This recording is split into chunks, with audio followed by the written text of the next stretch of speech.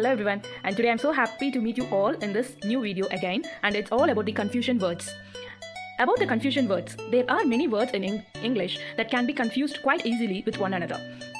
And today we are going to see what are all those confusing words which are commonly called as confusables in English. Come, let's start learning new things. And the first set of words are counsel, counsel. Counsel is a group that consults. Counsel is kind of advice. People will say the decision was taken by the council. And the other word counsel means I gave counseling to the other person. And here in this image, there are group of people which is called as council. That means the first term council, a group that consults with each other. And the second word counsel means to advise. Here in this image, there is a person advising the other, and that's counsel. Next word is compliment, compliment. Both will be pronounced as compliment. The first word, compliment, complement, means something that completes each other, without which it will not be a whole thing. The second word, compliment, compliment means to praise, to appreciate. And here in this image, this lot will complete that structure, and that's called compliment, the first term. The second term, compliment, means to praise, to appreciate, to make wishes. And here is an image which is giving the compliments to the person, and that's compliment. The third set of words are thought, thought. T-A-U-G-H-T is the past tense of teach. T-H-O-U-G-H-T is the past tense of think. And here is an image where a person is teaching, and the past tense of this is thought. Whereas the second word is thought, which means the past tense of thinking. Here in this image, a person is thinking, and the past tense for this is thought. T-H-O-U-G-H-T. And we completed with the three set of words, and now the fourth one is bought, brought. B-O-U-G-H-T, bought, is the past tense of buy, whereas the second word, B-R-O-U-G-H-T, is the past tense of bring. And here is an image where a person is buying something, and the past tense for this is bought. Whereas brought is something we bring, and the past tense for bring is B-R-O-U-G-H-T, that is brought. The fifth set of words are breathe, breath. Breath is the process of inhaling and exhaling the air. It is a verb actually, which refers to the process. But breath, B-R-E-A-T-H, is a noun which refers to air that involved in breathing cycle. Hope this image shows you the process of breathing, and this process is called breathe. Whereas the second term, B-R-E-A-T-H, is a noun which refers to the air. Here is an image that shows the air that we breathe in. So that's the fifth set of words.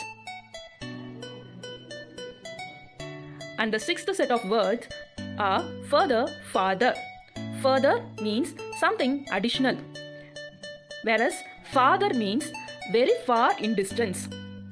Here is an image where an arrow is further split into two. This is called further, that is adding up something. Further means something additional. Farther means very far. Here is an image where the road goes farther, that is very long in the distance. And the seventh set of words are efficient and effective. Efficient means something or someone that works in an organized way. We call people as efficient one who is good in everything, and that's called efficient. Effective means something that gives the best result. The result of something is called effective. Here is a person who is good in many things, who is very calculative and doing so many things, called the efficient person. And efficient means something or someone that works in an organized way. Effective means something that gives the best result. And this picture shows the good example for effective. And the eighth set of words are accept, accept. Accept means agreeing. Agreeing something is called accept, whereas accept means excluding something. Usually when we accept something, it will be ticked, and that is called accept or accepting. that is agreeing, whereas except means excluding. Here is an image where there is a gift given to two persons except one person.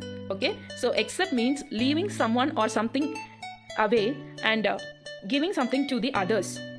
That is called except. Ninth set of words are affect, effect. Affect means to impact or change. Something that will make an impact is called affect. Effect means the result of the affect. That is the result of the change happened. Here is an image where there is a rainy image that will affect the sea, and effect is the result of that effect. When there is a continuous rainy, the effect, that is the result, is the growth of the sea. Hope that picture gave you a clear idea about affect and effect. That means affect means to impact or change, effect means the result of the change. Finally, the 10th set of words are ensure, insure. Ensure means to make sure. Insure means arranging for compensation in the event of damage.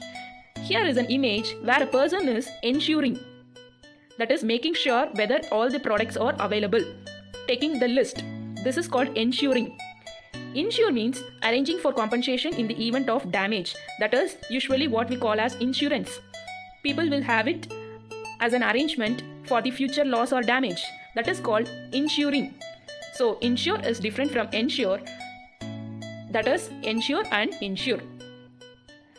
And of course, now you got to know what are called confusables in English. And I'm happy that you learned these 10 set of pairs in a fun way. Meet you in the next video. Thank you for watching.